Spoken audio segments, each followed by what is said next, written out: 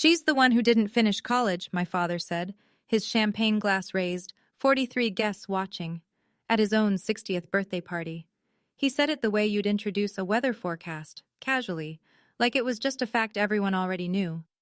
I stood there in a fitted black blazer, my hands steady, my smile rehearsed.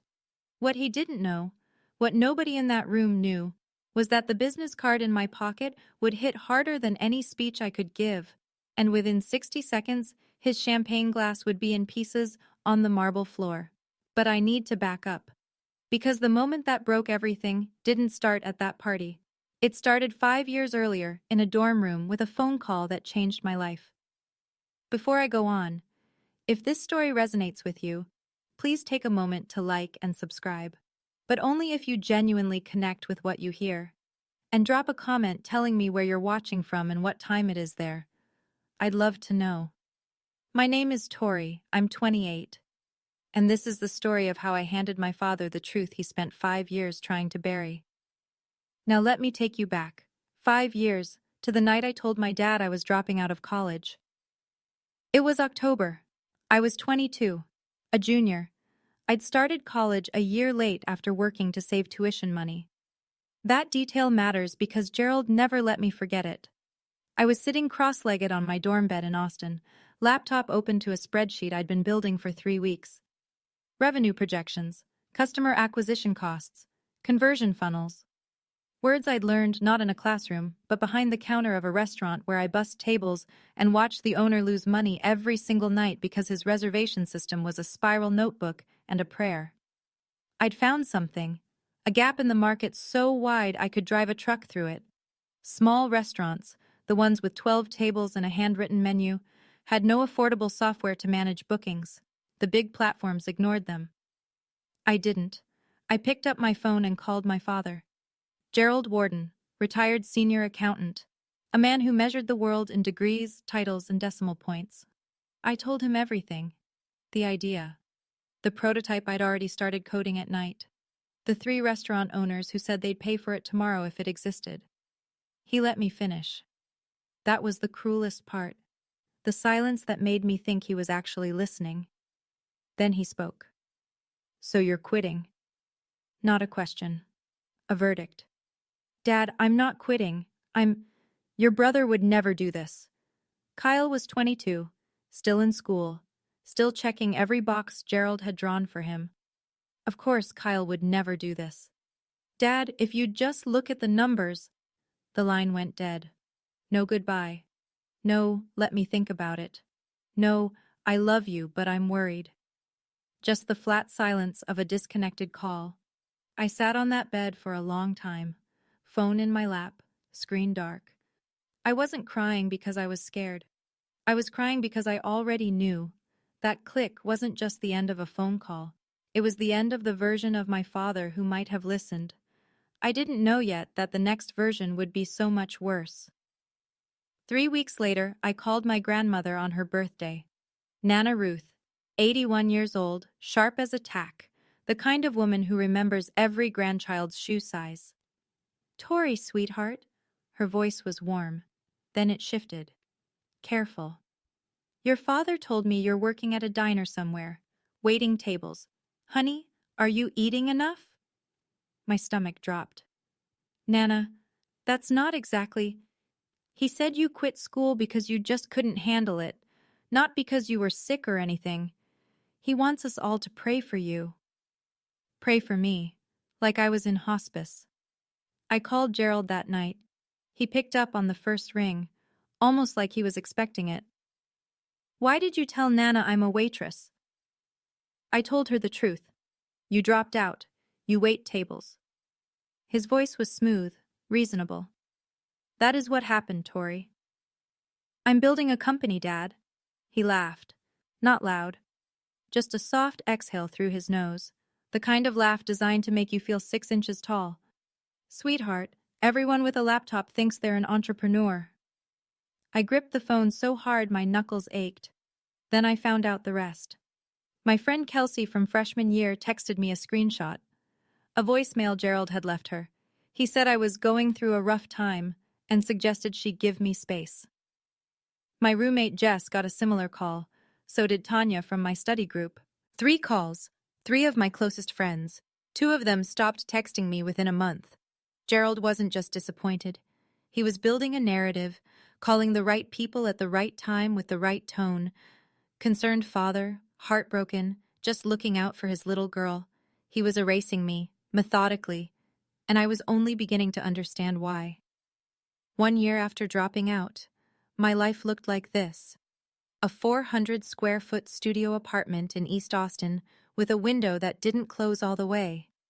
A desk made from a door balanced on 2 filing cabinets. A coffee maker that only worked if you hit it twice on the left side. I coded 16 hours a day. I waited tables 5 nights a week at a Tex-Mex place on South Congress. I ate ramen so often the sodium made my fingers swell. The product was called Slate, a booking and table management platform for independent restaurants. Nothing flashy, no AI, no blockchain buzzwords. Just a clean, simple system that let a 12-table Italian place stop losing reservations written on napkins. My first 3 customers were all restaurants I'd worked at. They trusted me because I'd carried their plates and memorized their regulars' names. They paid $49 a month each, $147 in monthly recurring revenue. I remember staring at that number on my dashboard and thinking, this is real. Gerald called on Thanksgiving. I almost didn't pick up. Your cousin Jacob just got promoted to VP, he said. No hello. No how are you? 26 years old, same age as you. I said nothing. I'm not trying to make you feel bad, Tori. I'm trying to motivate you. I pressed my thumbnail into my palm until it left a white crescent. Thanks, Dad. Come home for Christmas. We can talk about getting you back into school. I know a few people at UConn who could. I have to go. I hung up first. It was the first time I'd ever hung up on Gerald Warden. My hands were shaking, but not from fear. Something had shifted. Something small and hard had lodged itself behind my ribs, and it was already beginning to grow. Gerald thought that call would push me back to campus. He was wrong. It pushed me further into the only thing I had left, the work. I flew home for Christmas anyway. I don't know why. Maybe I thought showing up would prove something. Maybe I still believed that if I just stood in the same room as my father, he'd eventually see me. Mom opened the door. Brenda Warden, 56, soft-spoken, the kind of woman who communicates love through casseroles and avoids conflict like it's a house fire. She hugged me a beat too long. Her eyes wouldn't meet mine. The living room was full. 15 people. Aunts, uncles, cousins. Gerald stood by the fireplace in a pressed blue shirt, holding court with a glass of bourbon. He saw me, didn't stand, didn't walk over, just raised his glass an inch. Well, look who made it. A cousin asked what I was up to these days. Gerald answered before I could open my mouth. She's figuring things out, aren't you, sweetheart? That voice, dripping with pity. The whole room gave me the look. The one you give a stray dog that wandered in from the rain. I tried. Actually, I'm building a... Kyle, tell everyone about the Anderson account. Gerald pivoted to my brother without blinking, like I'd never spoken at all. After dinner, he found me in the kitchen, alone, loading the dishwasher. He leaned against the counter and spoke quietly, almost gently. Don't embarrass me in front of everyone with your little business. When you have something real, we'll talk. I didn't answer. I finished the dishes. I grabbed my coat. I was halfway to the car when Mom caught up. She pressed a tin of her sugar cookies into my hands. She didn't say a word. She just pulled me close, held on for 5 seconds, and walked back inside. I drove to the airport at 8 p.m. on Christmas night. The cookies lasted 3 days. The silence from my mother, that lasted much longer. And it cut in places Gerald's words couldn't reach. Year 2. Slate had 50 restaurants on the platform. I hired my first 2 employees, a junior developer named Marco and a customer support rep named Sienna, who worked from her kitchen table in Waco. We were scrappy. We were growing. But back in Connecticut, Gerald was growing something too. He'd upgraded the story. I wasn't just waiting tables anymore. Now I was unstable. Now I was not doing well. He told the family in the voice he'd perfected. Low, heavy with concern, the voice of a father carrying a burden no one else could understand. "I worry about her," he'd say. "I don't think she's okay." The effects were surgical. My cousin Dana stopped inviting me to her annual 4th of July cookout. Aunt Pam sent me a prayer chain email. Nana Ruth called less and less. And when she did, she spoke to me like I was made of glass. Kyle phoned one night, cautious. "Dad told me you don't want to talk to anyone, that you asked for space." I nearly dropped my coffee. "Kyle, I never said that. He's the one who, I know. I didn't know what to believe." Gerald had flipped it. He wasn't pushing me out. According to his story, I was pulling away. I was the one isolating myself. He was just the worried father, helpless at the margins. I made one last attempt. I called him. "Dad, I need you to stop telling people things that aren't true about me." "Everything I said is true." His voice was calm, practiced. "You dropped out. You wait tables. What part is wrong?" Technically, parts were true. I had dropped out. I had waited tables. But he was using half-truths the way a locksmith uses picks, carefully, precisely, to open doors that should have stayed shut. I hung up. And I made a decision that would hold for the next 3 years. I would stop explaining. I would let the results speak. And if Gerald never heard them, that was his choice. I didn't know yet that he would hear them, in the worst possible way, on the best possible night. Year 3 is when he crossed the line from words into action. Slate was growing fast. 120 restaurants. Real revenue. I was negotiating our first major contract, a regional chain called Reynolds Hospitality Group. 14 locations across Texas and Oklahoma. If we landed it, the deal would be worth $80,000 annually and put us on the map. Their due diligence was standard: background checks, reference calls, a Google search on Tory Warden. The email arrived on a Tuesday at 9:47 a.m. I still remember the exact time because I was holding a coffee that went cold in my hand while I read it. "Ms. Warden, we spoke with a family member who raised concerns about your personal stability and professional reliability. After careful consideration, we've decided to pursue a different vendor." My chest tightened. I knew. Gerald still had his old accounting network, people who knew people in every industry across the Northeast. And I'd made one mistake. I'd mentioned the name Reynolds to Kyle on the phone 2 months earlier, casual, excited, before I remembered the rule I'd set for myself. Kyle must have mentioned it at Sunday dinner. It only took Gerald one name and 48 hours on LinkedIn. I called Gerald. He picked up on the second ring. "Did you call Reynolds Corp?" "I was looking out for you. You cost me a contract. If your business can't survive one phone call, it wasn't real. That's not your decision to make." A pause. Then his voice, harder now, the mask slipping. "I'm your father. Everything about you is my decision." I ended the call. My hands were trembling, but I didn't throw the phone. I didn't scream. I set it face down on my desk, opened my laptop, and started an email to 4 other potential clients. $80,000. Gone because Gerald Warden found a LinkedIn profile and made a phone call. Not out of love, not out of concern, out of control. Pure, cold, architectural control. He'd moved from gossip to sabotage, from dinner table whispers to destroying my livelihood. And something inside me, the thing that had lodged behind my ribs 2 years ago, locked into place like a deadbolt. I was done defending, done explaining, done bleeding for a man who kept sharpening the knife. From this point on, Gerald would get nothing. No updates, no arguments, no chances, just silence. Until silence wasn't enough anymore. Losing Reynolds nearly broke Slate. I had to let Sienna go.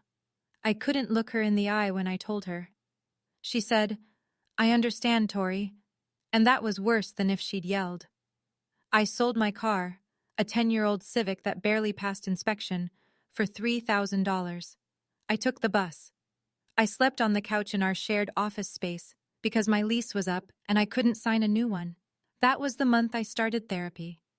I found Dr. Nguyen through a sliding scale directory. She had a small office near campus with a crooked fern on her windowsill and a box of tissues that never seemed to run out. In our third session, she asked the question I'd been avoiding. Why don't you just tell your family the truth? Because he'll find a way to make it small. He always does. She tilted her head. And if he does? Then I'll have given him another weapon.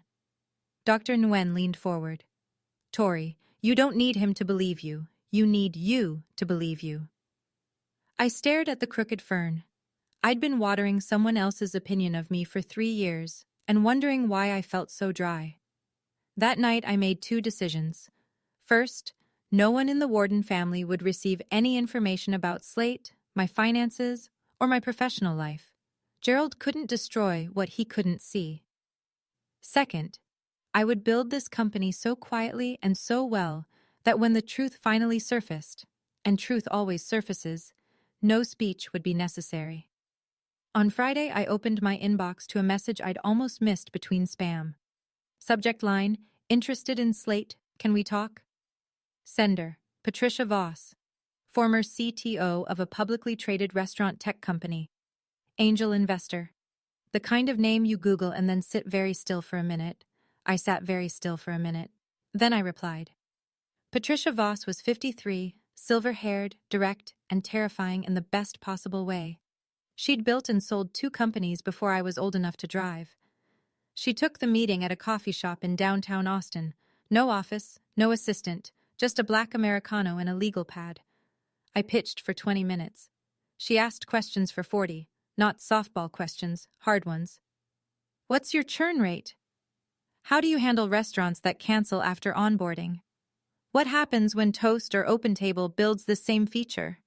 I answered everyone. Not perfectly, but honestly. And when I didn't know something, I said, I don't know yet. Here's how I'd find out. She put her pen down. I like that you don't pretend. Most founders fake it until they forget what's real. 2 weeks later, Patricia Voss invested $200,000 for 15% of Slate Systems. She also became my mentor, the first person in my professional life who looked at what I was building and said, this matters. That evening, I sat in my studio apartment, still the same 400 square feet, still the same broken window, and held my phone. I scrolled to Mom. I wanted to tell her, God, I wanted to tell her. But I knew the math. Anything Brenda Warden heard at dinner, Gerald Warden heard by dessert. I put the phone down. Instead, I called Uncle Ray. Ray Warden, my father's younger brother, 53, quiet, lived in Portland, sold handmade furniture. Never once asked me when I was going back to school. I told him everything. The company, Patricia, the revenue, the plan. He listened without interrupting. A Warden family trait, apparently, just deployed differently. When I finished, the line was quiet for a moment. Then, I always knew you'd figure it out, kid. Don't let anyone make you small. I cried. For the first time in 2 years, I cried because something good was happening and someone who shared my last name actually noticed. Year 4 is when the irony got so thick I could choke on it. Slate Systems had 500 restaurants on the platform, 20 employees, $3 million in annual revenue. We'd moved into a real office, glass walls, standing desks, a kitchen that actually had food in the refrigerator. Forbes ran a feature in their digital edition, a roundup of emerging restaurant tech founders. Slate was highlighted. My name was in the article. Slate was featured. My name was in the article. But I'd specifically asked the journalist not to include my photograph. She thought it was modesty. It wasn't. It was strategy. Uncle Ray called the day after Thanksgiving. You're never going to believe this. Try me. Your father spent 20 minutes at the dinner table raving about some brilliant tech company that's transforming the restaurant industry. He read about it in Forbes. He was practically pounding the table. I closed my eyes. He said, and I'm quoting, "This is the kind of thing I wish Tori had the brains to build." The silence between us stretched for 5 full seconds. I almost choked on my turkey, Ray said. I laughed. It came out short and sharp like a cough. There was no humor in it. My father was praising my work at the same table where he pitied my failure. Same meal, same breath. Don't tell him, Uncle Ray, not yet. I won't, he paused. But someday, Tori, he's going to find out. And when he does, I want a front row seat. I hung up and sat with it. Gerald Warden, the man who told 40 relatives his daughter was a struggling waitress, was now a fan of her company. He just didn't know the waitress and the CEO were the same person. That Thanksgiving, he carved a turkey and my reputation in the same room. He celebrated Slate and mourned Tori without realizing they were the same story. I saved Uncle Ray's voicemail. I had a feeling I'd want to hear it again someday. Kyle got engaged in February. I found out through Instagram. A photo of him and Jessica, beaming, a ring catching the light, captioned, "She said yes," on a story I almost swiped past. He hadn't told me. Or rather, Gerald hadn't let him. Kyle called 2 days later. His voice was tight with guilt. "Dad said you were too busy to come to the engagement party. I should have called you myself. I'm really sorry, Tori." "It's okay, Kyle. Congratulations. I mean it." It wasn't okay, but Kyle wasn't the enemy, and I wasn't going to make him feel worse than he already did. The party had already happened. 30 guests at the house in Westport. Gerald's full production, caterer, champagne, a toast that apparently made Jessica's mother cry. I heard the details from Dana, my cousin, the one who'd stopped inviting me to her cookouts, until she didn't. She called that night, hesitant. "I need to tell you something." I sat down. "Your dad told everyone at the party that you're still waitressing somewhere in Texas, that he's given up hope." She paused. I heard her swallow. Then he pulled Jessica's parents aside, like he was confiding in them, and told them you dropped out because of emotional problems. I didn't move. He said it so quietly, Tori, so sincere, like it was breaking his heart to admit it, but it felt calculated. "Thank you for telling me, Dana." "Are you okay?" No, I was not okay. My father had just told my brother's future in-laws, people I'd never met, that I was mentally ill. He'd poisoned a well I hadn't even arrived at yet, but I kept my voice level. "I will be." I hung up, walked to my bathroom mirror, and looked at myself for a long time. The woman staring back at me ran a company worth 8 figures. She employed 20 people. She'd been featured in Forbes, and her own father was introducing her as a cautionary tale to strangers at family parties she wasn't invited to. Something crystallized in that mirror, not anger, something colder, something with a deadline. Gerald's 60th birthday was 10 months away. By March of year 5, Slate Systems closed its Series A round. $40 million valuation. I owned 55%. 65 employees. 2,000 restaurant clients across 30 states. I hired a personal driver named Marcus. Former Army. 6'2". Quiet in a way that made rooms adjust when he walked in. He drove a black Lincoln that I didn't need but had earned. I bought a penthouse in downtown Austin. I furnished it simply. No art on the walls yet. I still wore the same 3 blazers in rotation. I still didn't post on social media. I was building a life, not a brand. Uncle Ray called in April. "Your dad's 60th is in June. Your mother asked me to ask you to come." I stared out the window at the Austin skyline. "Did she ask? Or did he?" "She asked. Gerald doesn't know I'm calling. Honestly, he probably assumes you won't show up." I was quiet for a long time, long enough that Ray said, "You still there?" "I'm thinking." I brought it to Dr. Nguyen the next week. We'd been doing sessions for 2 years by then. She knew the whole map, every phone call, every holiday, every scar Gerald had left with words that sounded reasonable on the surface and drew blood underneath. "What do you want from going?" she asked. I looked at the fern. It had grown since I started coming. Straighter now. "I want it to be over. I want to stop being the version of me that he invented." She nodded, wrote nothing down. That meant it was important. I called Ray that night. "I'll be there, but I'm doing it my way." After we hung up, I opened my desk drawer, took out a business card, cream stock, embossed lettering. Tori Warden, CEO, Slate Systems. I slid it into my wallet. Then I called Marcus. "June 15th, Connecticut. Clear your schedule." "Yes, ma'am." 3 words. That's all it took to set the final piece in motion. But before that night arrived, Gerald would do one more thing. One final thing. The thing that almost made me cancel everything. And the thing that guaranteed I wouldn't. 2 weeks before the party, my phone rang at 8 a.m. The caller ID showed a New York area code. I picked up, expecting a sales call. Ms. Warden, this is David Park from Crestline Ventures. We're currently evaluating Slate Systems for a potential growth stage investment. Of course, how can I help? A beat of silence. The professional kind. The kind that means someone's choosing their words carefully. I'll be direct. Someone claiming to be your father contacted our firm yesterday. He suggested we, and I'm quoting, do our due diligence on her mental health history before committing capital. The room tilted, just for a second.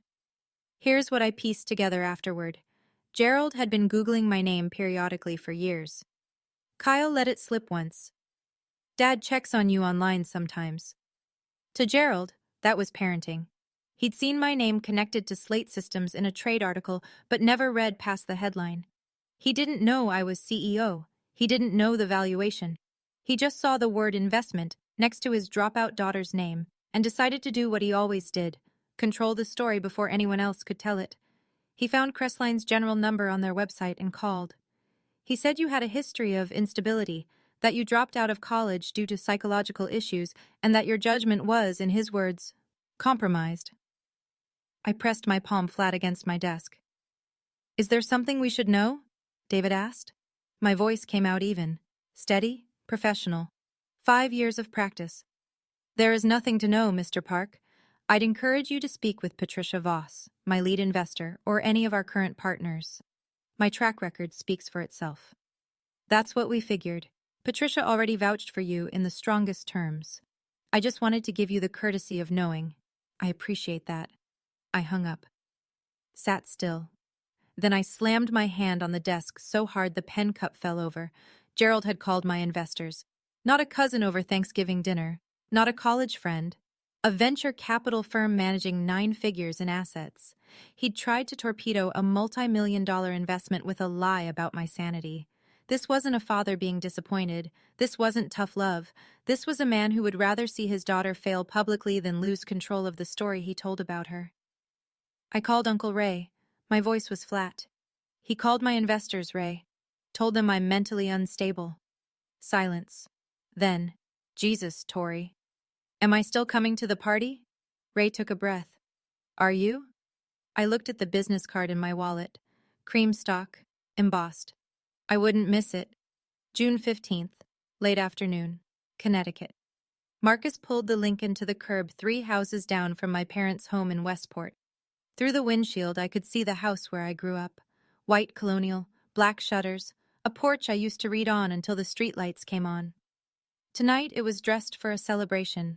White lanterns hung from the elm trees along the front walk. A catering van sat in the driveway. Through the tall windows, I could see people moving, laughing, holding champagne flutes that caught the golden light. 43 guests. I'd asked Uncle Ray for the count. I checked myself in the visor mirror. Black blazer, tailored, white silk blouse, black trousers, simple heels. A small face watch on my left wrist. The first expensive thing I ever bought myself. The week Slate hit $1 million in revenue. No other jewelry, no statement pieces. I didn't need the clothes to speak. The card would do that. I touched my jacket pocket. Still there. You good? Marcus asked from the front seat. He was watching me in the rear view, his expression neutral. He'd driven me to pitch meetings, investor dinners, late nights at the office. He'd never seen my hands shake. They were shaking now. Park here. When I text you, come to the front door. Just walk in and say the car is ready. Copy. I opened the door. The summer air hit me. Warm, thick with fresh-cut grass and someone's perfume drifting from the backyard. I walked up the path I'd walked 1,000 times as a kid. Past the mailbox with Warden stenciled in black. Past the garden Mom replanted every spring. The front door was open. I stepped inside. Mom saw me first. Brenda Warden stood near the kitchen threshold, holding a glass of white wine she clearly wasn't drinking.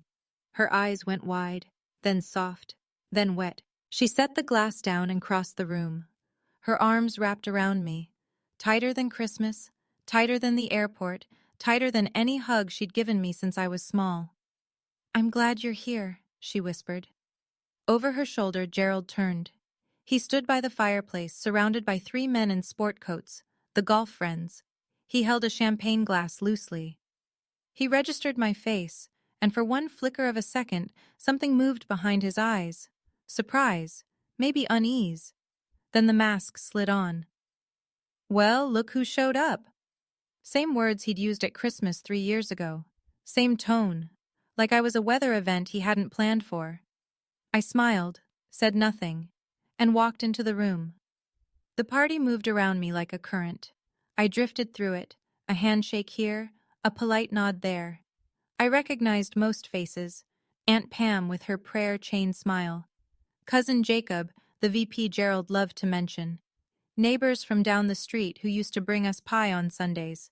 They were friendly, cautious, the way people are friendly to someone they've been warned about. "Tori, how are you, honey?" Aunt Pam tilted her head at a precise 45-degree angle of pity. "Are you still in food service?" "Something like that." She waited for more. I gave her nothing. She sipped her wine and moved on.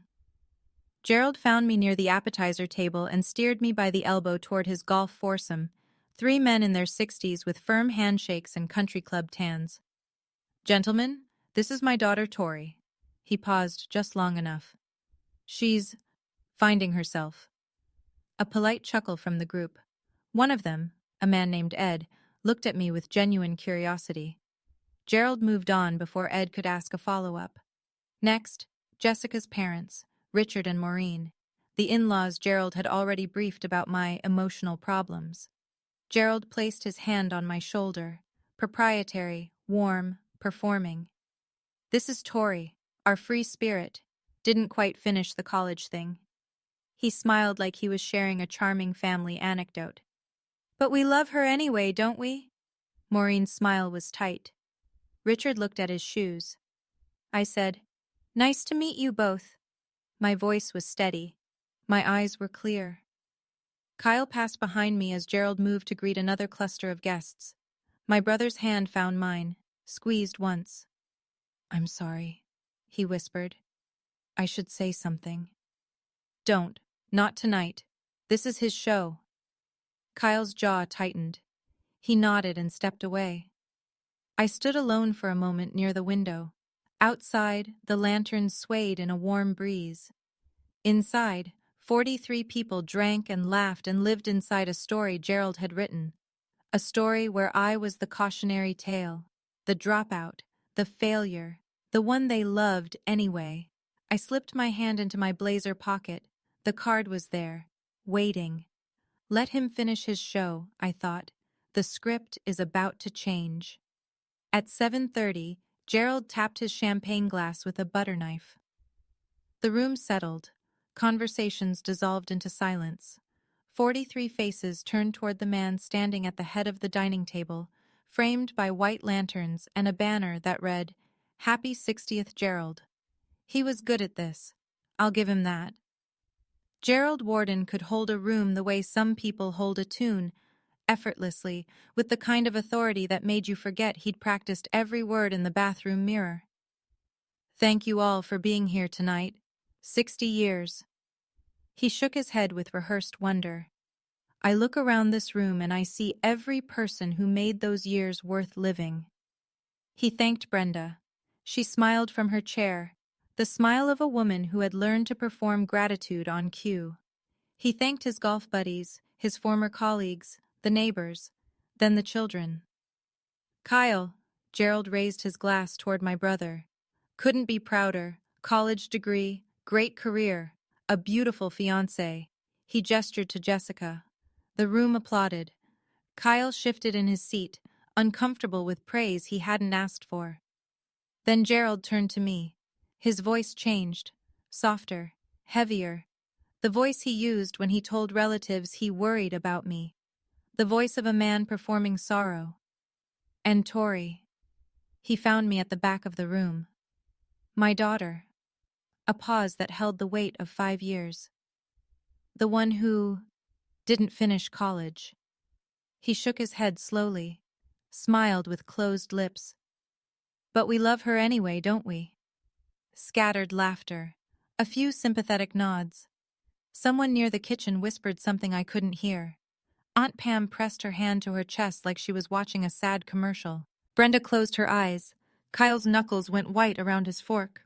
Uncle Ray set his glass on the table with a deliberate clink. And I stood at the back of that room, spine straight, face calm, hands still. I smiled. Not a brave smile, not a bitter one, a patient one. I slid my hand into my pocket. My fingers closed around the business card. 5 years. He just did it one last time. Good. The applause faded. Glasses clinked. The room returned to its hum of small talk and laughter. I moved. Not fast, not dramatic. I walked the length of the dining room the way I walked into investor meetings.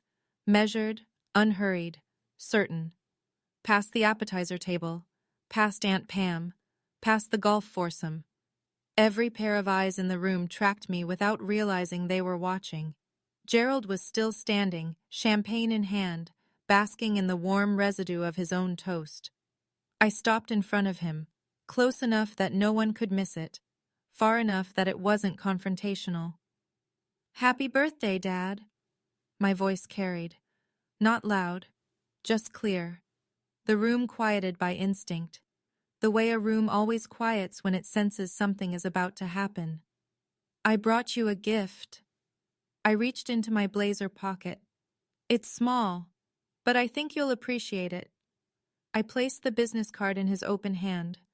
Gerald looked down. His eyes moved across the text. I watched them, left to right, then back again, the way you reread a sentence that doesn't make sense the first time. Tory Warden, CEO, Slate Systems. His lips parted. No sound came out. Slate Systems. The company he'd raved about at Thanksgiving dinner. The company he'd called brilliant. The company he'd wished his daughter had the brains to build. His eyes lifted, met mine. I watched the recognition hit, not all at once but in waves.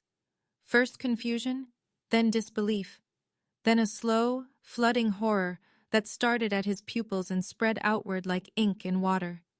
His fingers loosened. The champagne glass slipped from his hand and shattered on the marble floor. The sound cracked through the room like a gunshot. Every conversation stopped. Every head turned.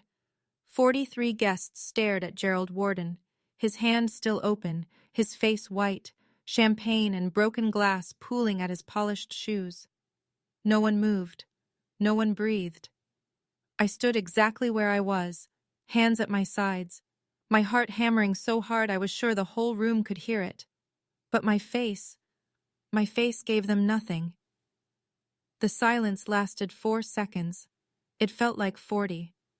Someone near the kitchen said, "What happened? What's on the card?" Gerald didn't answer. He couldn't. He stood frozen, staring at the small rectangle in his hand like it had caught fire. Kyle stepped forward. He took the card gently from Gerald's fingers, turned it over, and read it aloud. His voice was steady, but I could see the vein in his neck pulsing. Tory Warden, CEO, Slate Systems. A murmur rolled through the room, low, electric, gathering speed. Slate Systems? Ed from the golf group frowned. "Wait, isn't that the company?" "Oh my God," Aunt Pam said. Her hand was on her mouth now, not her chest. Cousin Jacob, the VP, the golden standard Gerald measured everyone against, pulled out his phone and typed something. His eyes went wide. He showed his screen to the person next to him. They showed the next person. Maureen, Jessica's mother, looked at Gerald with an expression I'd never seen on a stranger's face before, pity for the wrong person. She turned to her husband. Richard's jaw was tight. Uncle Ray didn't move from his chair. He lifted his glass an inch. Not a toast, not a performance, just a quiet salute. And his eyes were red. Gerald found his voice. It came out cracked. "Tory," he swallowed. "Is this—" "It's real, Dad. It's been real for 5 years. Why didn't you tell me?" The question landed in the center of the room like a stone in still water.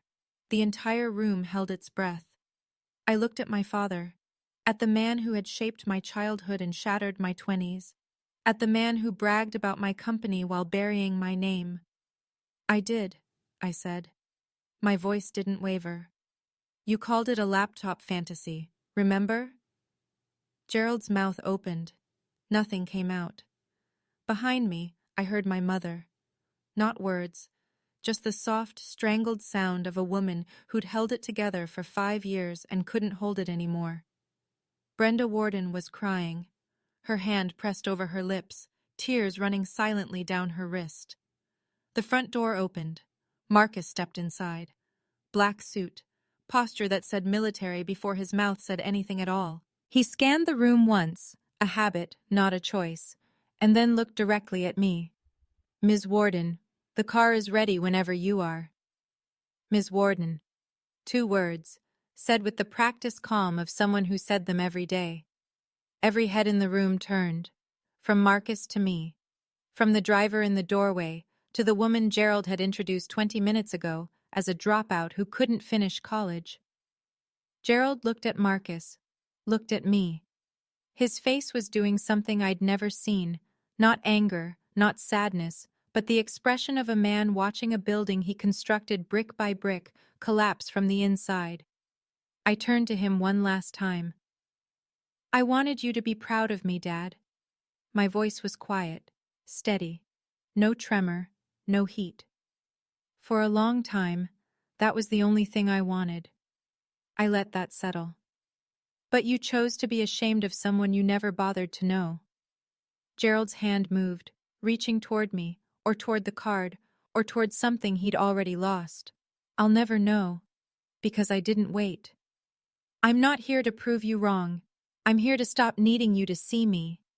I turned to my mother, took her hands. She was shaking. I pulled her close and whispered against her hair. I love you, Mom. Call me when you're ready. She nodded. Couldn't speak. I found Kyle, took his hand, squeezed it. I'm proud of you. Truly. This doesn't change that. His eyes were glassy. He squeezed back. Then Uncle Ray. He stood from his chair. He didn't say a word. Just wrapped his arms around me the way he had when I was 9 years old and fell off his porch and refused to cry. I stepped back, straightened my blazer, walked to the door. Marcus held it open. I didn't look back.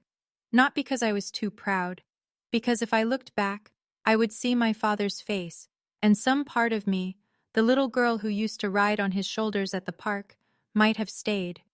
And I couldn't stay. Not anymore.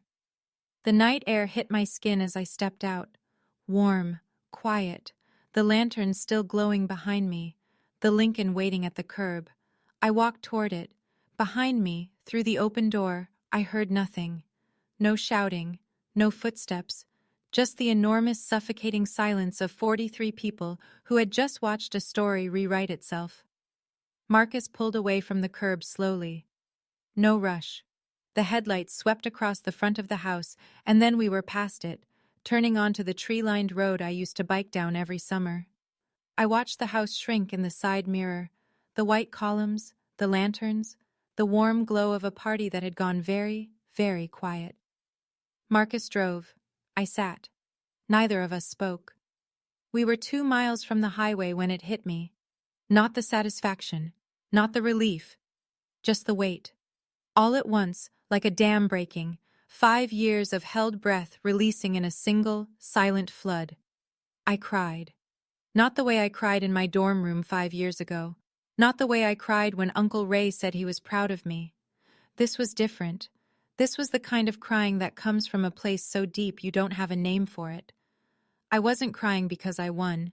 I was crying because I'd spent 5 years hoping I wouldn't have to do this. I was crying for the father I lost on a phone call when I was 23. For the Christmases I drove to the airport alone. For every time someone said, "Your dad told me," and I knew what came next. I was crying because a little girl who once believed her father was the tallest man in the world just handed him a piece of paper and watched him shrink. Marcus reached over the seat without turning around and placed a tissue on the armrest beside me. He said nothing. He didn't need to. I wiped my face, breathed in, breathed out. I opened my phone. 7 missed calls. Gerald, 3, Brenda, 2, Kyle, 1, Dana, 1. I didn't listen to any of them. Instead, I opened notes and typed 5 words. I showed up. I'm enough. Then I called Dr. Nguyen's office and booked an appointment for the following Tuesday. The highway opened up ahead of us. Dark sky, clear lane. I leaned my head against the cool glass and closed my eyes. It wasn't over. I knew that. But the hardest part was done. I had introduced myself. The next morning I was back in Austin. Same desk, same view of the skyline through floor-to-ceiling glass. But something in the room was different, or maybe something in me was. I called my attorney at 9 sharp. Rachel, I need you to draft a cease and desist letter. She didn't flinch. Rachel Briggs had been my counsel since the Series A. She'd seen the Reynolds situation. She knew the backstory. Who's the recipient? My father, Gerald Warden. A brief pause. Professional, not personal. What specifically are we addressing? 2 documented instances of unauthorized contact with my business associates, Reynolds Hospitality in year 3 and Crestline Ventures 2 weeks ago. Both times he made false statements about my mental fitness to conduct business. That's tortious interference and defamation per se under Connecticut and Texas law. I want it clean, Rachel. No emotion, just the facts and the consequences if he continues. Tori, are you sure? He's your father. That's exactly why it has to be formal. Informal didn't work for 5 years. Rachel said she'd have the draft by end of day. I spent the next hour composing an email. Not to Gerald, to the family. I revised it 4 times before it felt right. Clear without being cold, honest without being vindictive. I love this family, but I won't accept being lied about anymore. If anyone has questions about my life, my career, or my well-being, ask me directly. Not Dad. I'm not the person he described, and I think some of you are beginning to understand that. My door is open. It always has been. I hit send, set the phone face down, pressed my palms flat on the desk and breathed. Patricia Voss called that afternoon. I heard what happened. News travels fast. Good news should. Her voice was warm, certain. You handled it with more grace than anyone I know. The board is behind you 100%. I thanked her. We talked for a few minutes about next quarter's projections. Normal work, normal life. The kind of conversation I'd fought 5 years to have without looking over my shoulder. When we hung up, I sat in the quiet of my office and realized something. The cease and desist wasn't punishment. The email wasn't revenge. They were borders. Real, visible lines that said, you may love me, but you may not lie about me. You may disagree with me, but you may not sabotage me. Boundaries aren't walls, they're doors with locks. And I just changed the key. Uncle Ray called 2 days after the party. Thought you'd want a report from the front. Go ahead. Gerald had locked himself in his study the entire day after his birthday. Brenda brought him coffee twice. He didn't touch it. The caterer came to pick up the rented glassware at noon, and Gerald didn't come out to sign the invoice. Brenda handled it.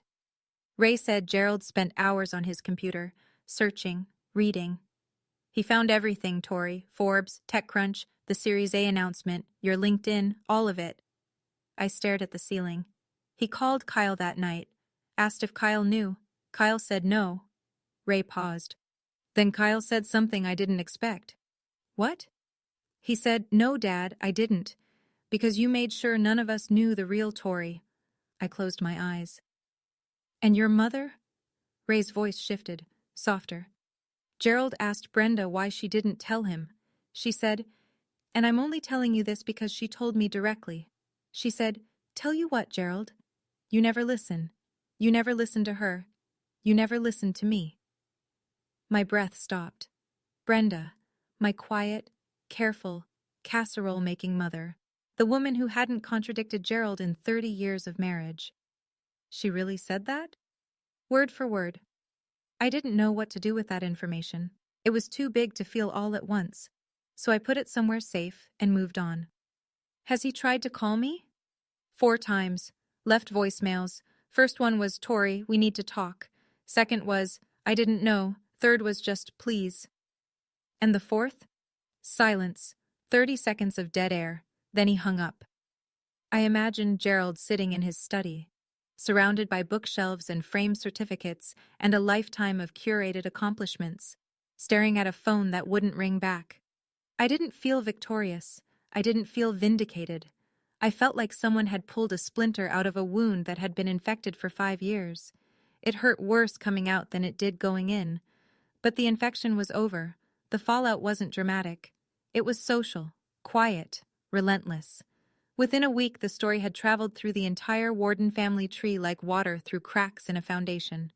Not because anyone was gossiping maliciously, but because the truth, once spoken, has a velocity that lies can never match.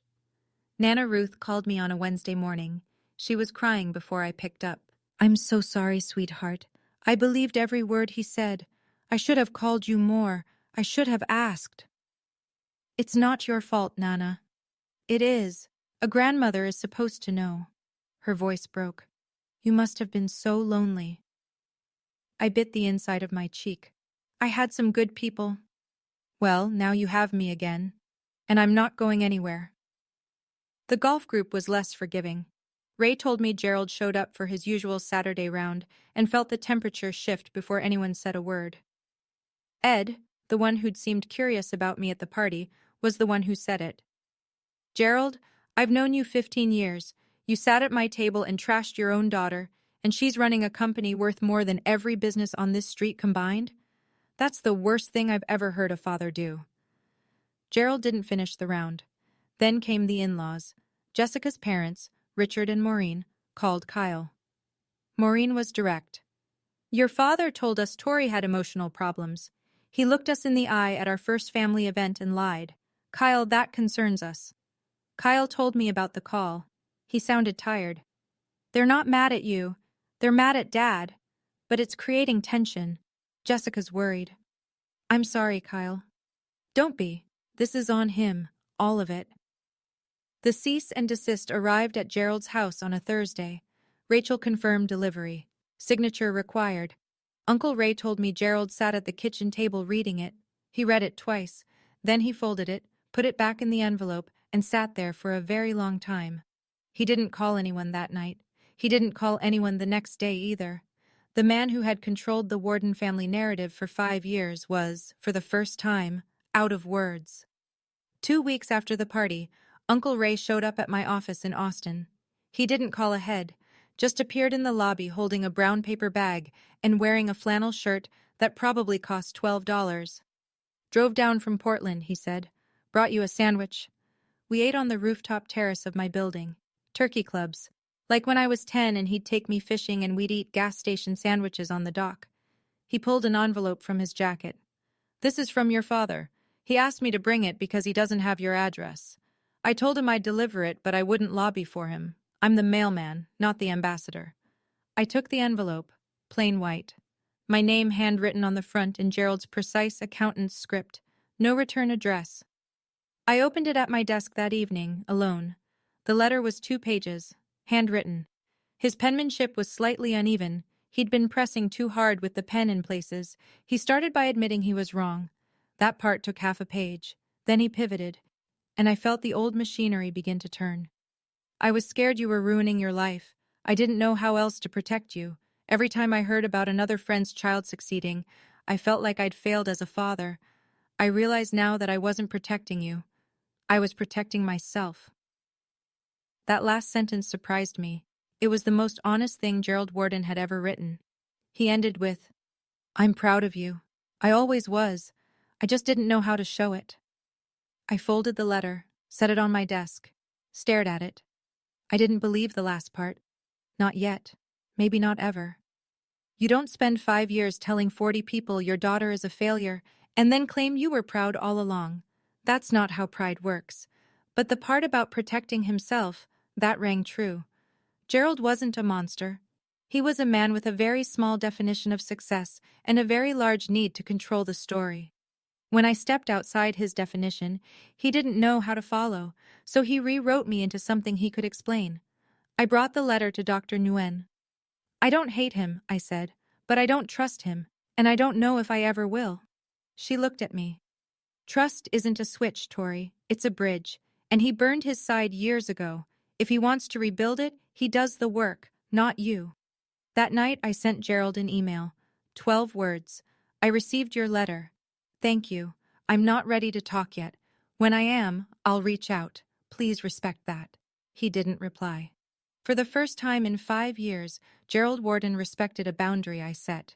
It was the smallest step, but it was the first real one. My mother called on a Sunday in July. I was on my balcony, watching the sun go down over Austin, holding a glass of iced tea I hadn't taken a single sip from. Her name lit up the screen. Not home, not mom and dad. I'd changed the contact to just mom 2 years ago, a small act of separation that felt enormous at the time. Tori?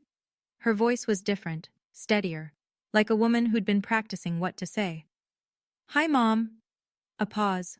Then she spoke, and I realized she hadn't been practicing at all. She was just finally telling the truth. I'm sorry I never stood up for you.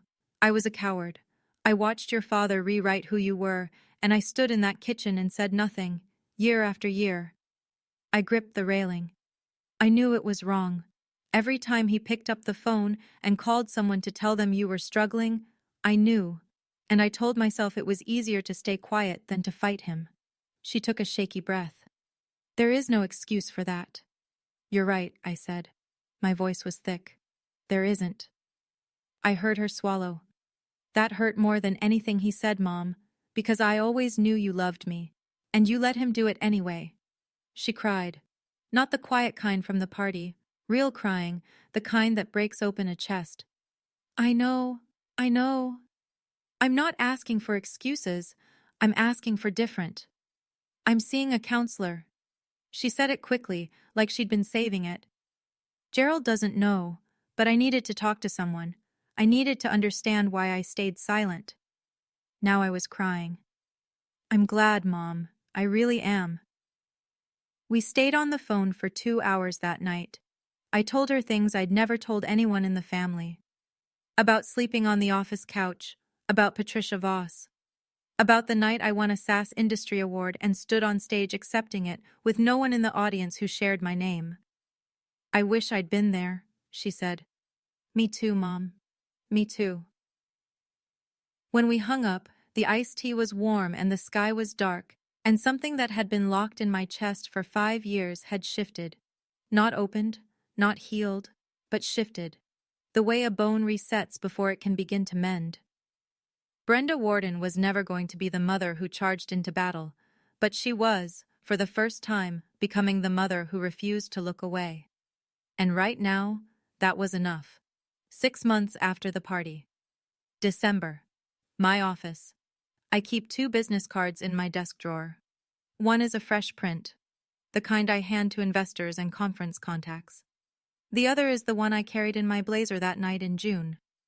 It has a small crease from where Gerald's fingers folded around it before the glass fell. I don't know why I kept it. Maybe because it's proof. Not proof of my company or my title. Proof that I showed up. People ask me sometimes if that night was worth it. If I regret it. If I'd do it differently. I tell them I didn't go to that party to win. I went because if I didn't, I would have spent the rest of my life living inside Gerald's version of me. The dropout, the waitress, the one they loved anyway. And that version was a prison I built by never walking out the door. Slate is still growing. 65 employees now, a new round of funding and discussions. I was invited to speak at a restaurant tech conference in Chicago.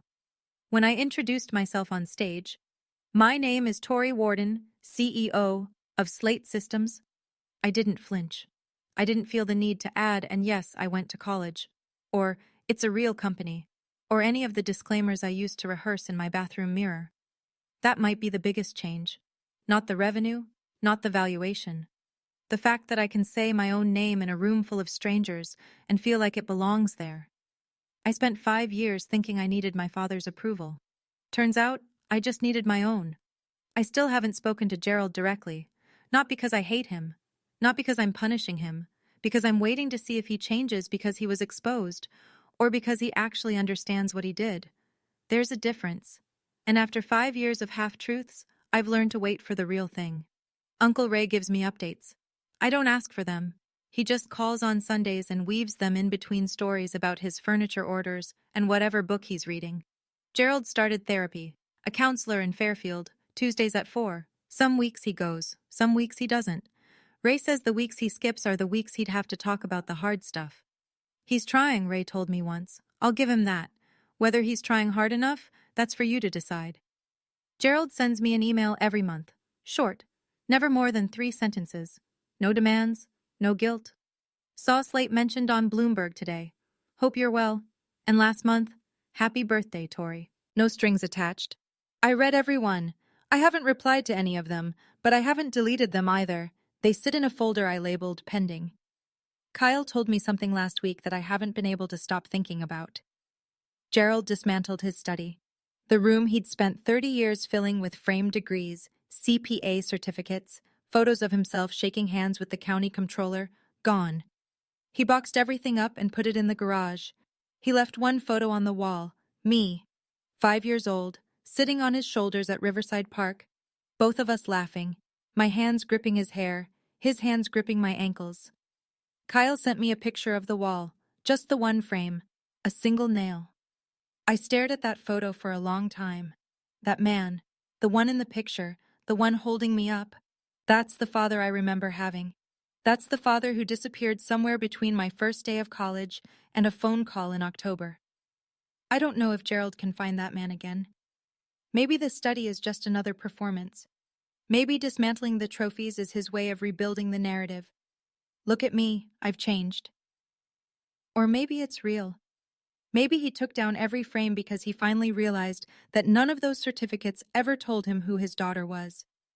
I don't know yet, but the photo stays, and so does the door. If you're still here, if you've been listening this whole time, I want to say something directly to you, not as a CEO, not as someone with a revenge story, just as a woman who spent too many years letting someone else write her name tag.